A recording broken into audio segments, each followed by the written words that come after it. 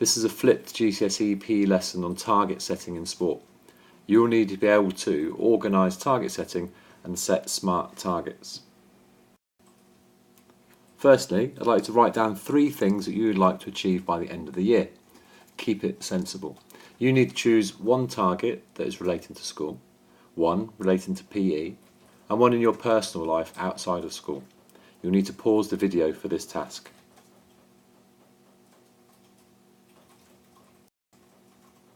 When setting targets in life generally, and for GCSE PE specifically, you should use the mnemonic SMART to separate your goals into sections.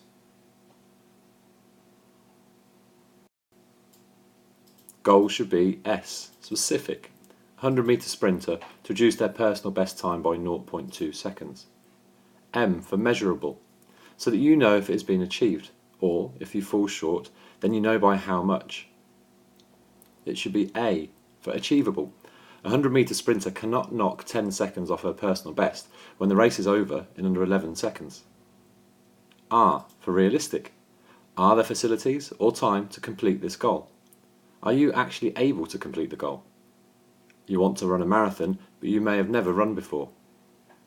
And T for time bound.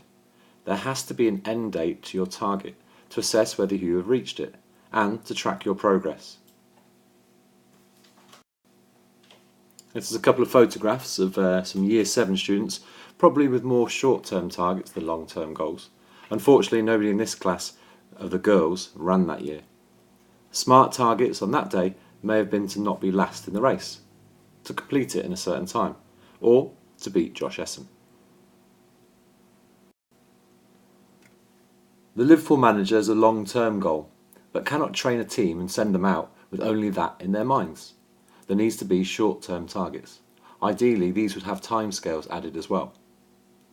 So he's aiming to get his current squad of players fit, which if you know anything about Liverpool is a nightmare. He needs to develop the youth players, and in his case, recall a lot of them from loan teams.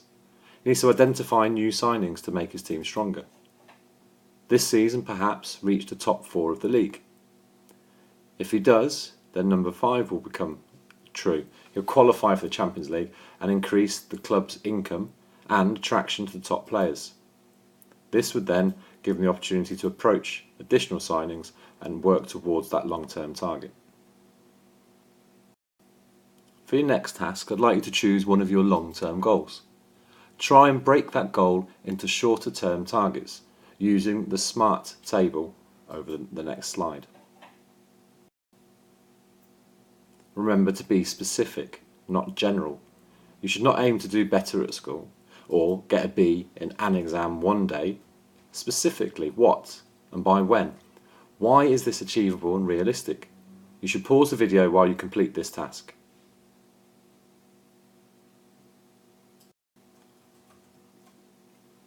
If you were aiming to run a marathon and that was your only target, it would be quite daunting. Instead, identify milestones on the path to success.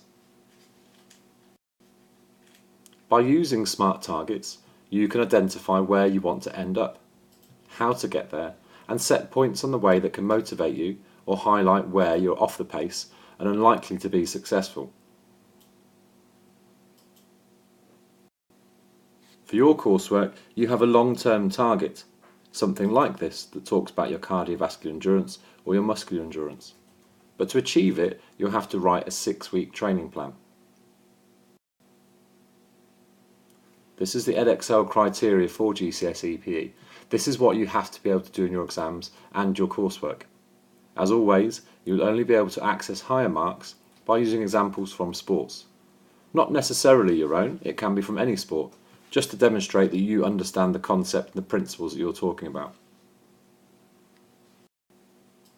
Once a goal is in writing, then you can begin the journey towards completing it. For the next lesson, for next Wednesday, you must be able to identify targets that are SMART and separate them from those that are not. You will be writing an exam-style essay on SMART targets. Now, repeat this video until you are confident with SMART targets and target setting. If you're still unsure, then try typing SMART targets into Google. Good luck.